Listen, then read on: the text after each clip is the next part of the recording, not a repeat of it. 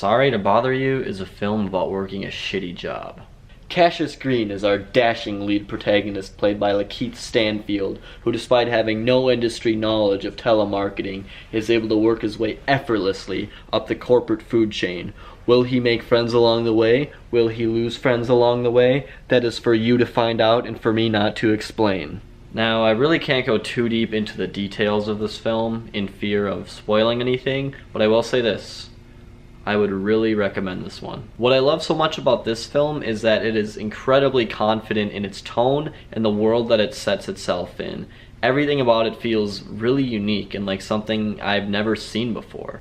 Boots Riley is a first-time director on this film, and honestly, it doesn't really show that often. He shows a lot of personality through what he films, and he's able to create scenes that are equally tense as they are hilarious.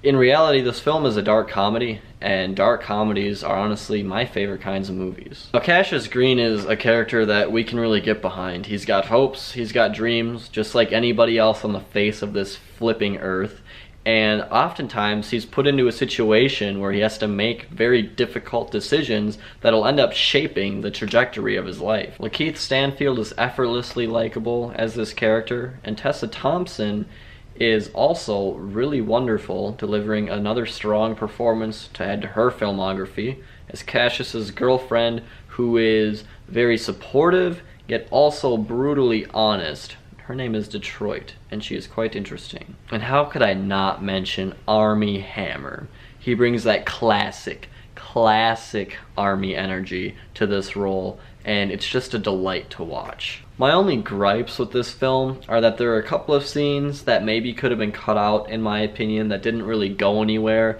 and the final action scene got a little bit messy and hard to follow. There were a few scenes that kind of suggested characters getting themselves into certain situations that genuinely piqued my interest, but oftentimes those situations were never revisited again and the movie just kind of moved on to other things. But I mean, other than that, from Lakeith Stanfield's stellar leading performance to the way in which this film would abruptly end scenes by fading into the new scene to the wide array of quirky characters and scenarios, Sorry to Bother You is one hell of a ride, and it is certainly one of my favorite films of the year.